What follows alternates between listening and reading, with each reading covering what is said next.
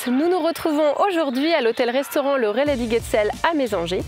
Cet hôtel-restaurant classé 3 étoiles est situé au cœur d'un parc verdoyant et est niché au bord d'un étang de 50 hectares. Ce que je vous propose aujourd'hui, c'est d'aller découvrir le chef, Anthony de Tennerman, qui nous propose une recette, ma foi, bien originale. Allez, c'est parti!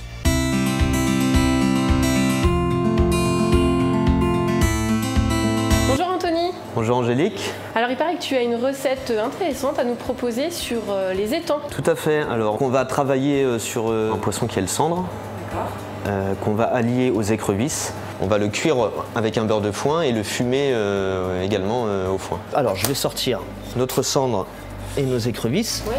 On a les queues d'écrevisses là qu'on va garder pour la cuisson. On va cuire notre cendre et on va venir rajouter nos écrevisses pour les cuire et les nourrir avec le beurre de foin. Et donc là on a gardé les têtes, ce qui va nous servir de base pour faire notre sauce. D'accord, ok. Donc là on va tout de suite entendre le bruit parce que ça va les saisir. Voilà, assez rapidement. Et une fois qu'elles seront bien revenues à l'huile, là on a préparé une petite garniture aromatique à base de carottes, d'oignons, de céleri branche, un petit peu de thym citron du jardin et quelques gousses d'ail. Alors pendant que Anthony est en train de préparer la recette, ce que je vous propose, c'est qu'on aille faire un petit point à l'étang du Guetzel avec David Madio, puisque en fait, vous ne le savez peut-être pas, mais à l'étang du Guetzel, juste à côté ici, il y a une biodiversité incroyable.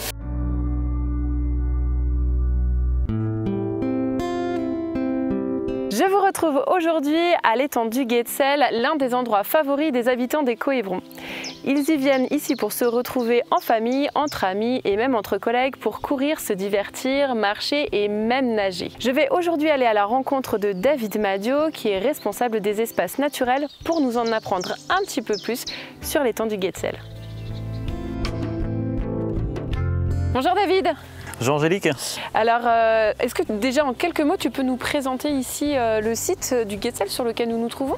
Oui, donc c'est un plan d'eau de 48 hectares, oui. Donc, qui est sur la commune de Mésanger, à quelques kilomètres d'Évron.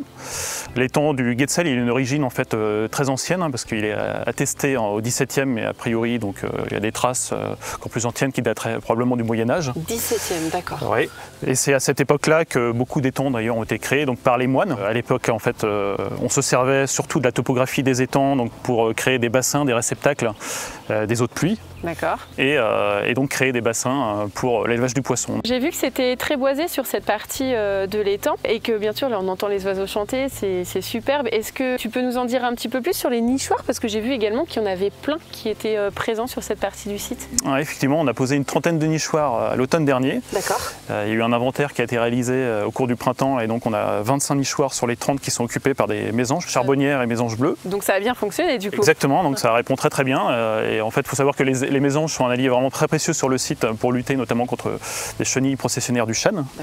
Et au-delà de l'installation de nichoirs, on a quand même pas mal d'actions qui visent donc à améliorer la biodiversité du site, notamment sur les queues d'étang. Donc on a aménagé des îlots de nidification pour les oiseaux d'eau.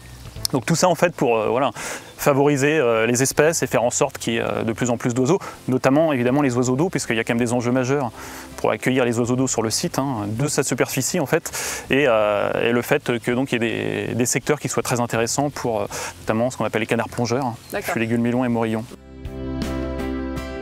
Donc pour la cuisson des petits pois, on va faire une cuisson ce qu'on appelle à l'anglaise, qui est connue d'un petit peu tout le monde maintenant. Donc on va mettre notre garniture aromatique. Donc là on a l'équivalent d'une carotte, d'un demi-oignon gros et une branche de céleri branche, de gousses d'ail et puis notre thym mais qu'on va mettre un petit peu au dernier moment. Donc ce qu'on va faire juste avant, on va mettre un tout petit peu de beurre. On va pouvoir rajouter notre concentré de tomate. Donc là t'as quoi? Ouais, une grande cuillère à soupe quoi, enfin, à peine une cuillère à soupe. Donc là on va verser notre 5 centilitres de fine d'humaine, voilà, qu'on a bien formé. On rajoute notre thym citron. D'accord, ok, très bien. Et maintenant ce qu'on va faire, on va juste le mouiller à hauteur avec de l'eau. On va aller voir nos petits pois parce que je pense qu'on doit être pas mal. Donc là on les met directement dans la glace.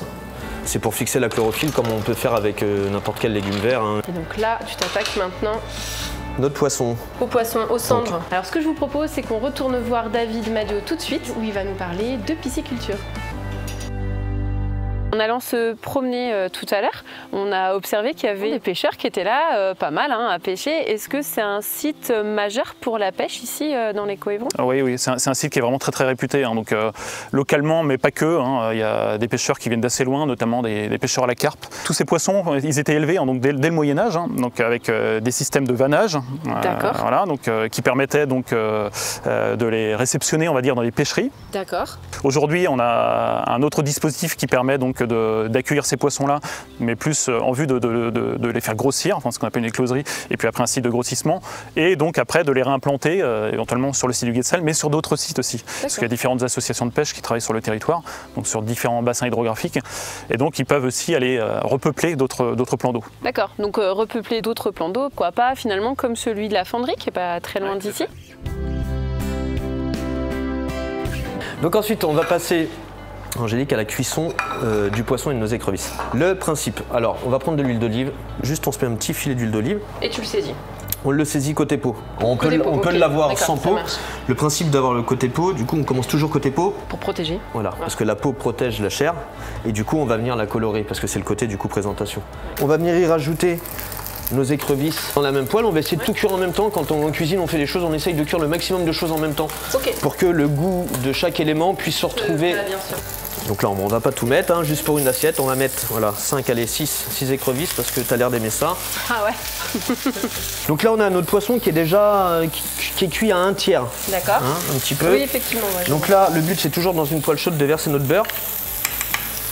Et ça va venir infuser tout le reste. Voilà, le beurre, il va venir mousser. Ouais. Donc là, on n'est pas trop mal. On va le débarrasser. Et là, ce qu'on va faire, parce que du coup, on a cuit nos écrevisses, on a cuit notre cendre, on a un beau beurre noisette, on a notre foin, on va garder notre poêle pour pouvoir cuire après notre garniture aromatique. D'accord, effectivement. On concentre les goûts des uns et des autres aliments pour pouvoir apporter toujours plus de goût. Donc là, on a un petit ustensile qui ressemble à une petite couscoussière. Ouais, c'est ça. Bah le voilà notre foin. Et là, notre poisson, il manque un tout petit peu de cuisson. On va venir enflammer notre foin. Donc une fois que le foin il a bien pris, on va venir le refermer. Donc là, on va pouvoir venir déposer. Hop là. Et là, il va venir s'imprégner de la fumée de foin. Ce qu'on va pouvoir faire ensuite. Ouais. On décortique? On décortique. J'y vais. Les écrevisses. Allez. Ok. On va venir rajouter déjà notre jambon. Donc en fait, on les fait revenir donc, dans le beurre. Ah là, ça sent super bon là. On va venir les colorer un petit peu pour essayer de les rendre un petit peu croustillants. Du coup, ça va venir apporter un peu de texture. Quand on va manger nos petits pois, on va avoir ce côté un petit peu croquant du jambon. Ah oui, d'accord. Ok, je vois comment tu vas faire. Ah super, et c'est là que tu vas venir remettre après les petits pois, si j'ai bien suivi la recette. C'est ça. On va juste les faire comme ça là, et puis là, hop, on met notre petit pois.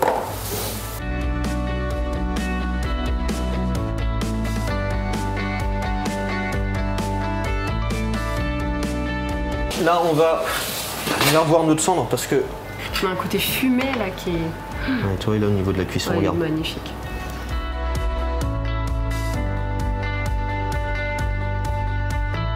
Et donc là, on va passer finalement au dressage. Donc du coup, tu vas me dresser un joli petit rond de petits pois, d'oignons, etc. Tu mets la pression là. Ensuite, on va déposer notre pavé de cendre. Donc là, tu vas pouvoir les prendre. Je te fais voir une tout simplement. Et après, tu nappes. Ensuite, on va saucer. Voilà, t'as vu là, de la texture. Je te laisse prendre tes petites fleurs, ce que tu veux, voilà. Fais ton petit bouquet de fleurs. Et les petits chips de jambon. Bien sûr, les chips. Parfait. Il reste le meilleur là maintenant. Ben voilà, c'est à toi de jouer maintenant. Alors il faut savoir également que l'étang du Guet de Celle n'est pas le seul étang dans les Coévrons. Il existe également d'autres étangs comme celui de la Fonderie que nous allons découvrir également avec David Madiot. Alors nous nous retrouvons ici maintenant sur le site de la Fonderie. En quoi ce site est-il différent de celui du Guet de Celle? Alors le site de la Fonderie est de taille plus réduite que celui du Guet de Celle et il a une activité, une histoire qui est bien différente de celle du Guet de Celle, puisque là on a une histoire qui est tournée vers, comme son nom l'indique, la fonderie, donc c'était le façonnage de pièces de métal. Pour avoir cette activité-là, en fait, il y avait deux éléments très importants, donc c'est la ressource en eau, puisqu'on a créé un bassin pour produire de l'énergie, donc une énergie hydraulique, donc on a la présence d'un moulin avec un déversoir passoire et un canal d'amener d'eau au moulin, donc qui permettait de faire tourner la roue et donc de produire une activité et une énergie à ce niveau-là. Et donc le deuxième élément très important, c'est le bois évidemment, pour produire évidemment de l'énergie en quantité. Et on a la présence de forêts, donc à proximité directe, on a un grand massif boisé là tout autour. Donc on avait tout sous la main, quoi. Exactement, tout était là pour mener à bien cette activité. À quoi sert cet étang finalement Eh bien, depuis plusieurs décennies déjà, le site en fait, il est utilisé essentiellement comme lieu de promenade, de balade, donc essentiellement par la population locale. Oui. Mais on retrouve également donc, une aire qui est dédiée à l'accueil de camping-cars. Donc il y a des gens qui viennent aussi de plus ou moins loin, on va dire. Et le site, il est également un réservoir de biodiversité, voilà, puisqu'on retrouve un plan d'eau avec un petit peu les mêmes espèces piscicoles qu'à l'étang du Guetzel. On retrouve une trame boisée avec des zones de marécage aussi, notamment en queue d'étang, donc qui permettent l'accueil encore d'une biodiversité avec des libellules, plusieurs espèces d'oiseaux aussi très intéressantes. Donc, Eh bien, en tout cas, merci de nous en avoir appris un petit peu plus sur ce site de la Fendrie. Et de mon côté, je retrouve tout de suite Anthony pour la suite de la recette. Alors nous voilà revenus à la terrasse du restaurant Le Relais du Guetzel à Mézanger. Et en ce qui me concerne, j'attaque le meilleur, c'est-à-dire la dégustation. Ah ouais, ce côté fumé là, il est là, il est présent. En bouche, c'est trop bon. Merci Anthony. Merci à toi. Au plaisir. Non, j'ai passé un super moment, j'ai appris plein de choses. Puis alors là, ça finit en fait juste la visite avec le site des étangs, c'est parfait.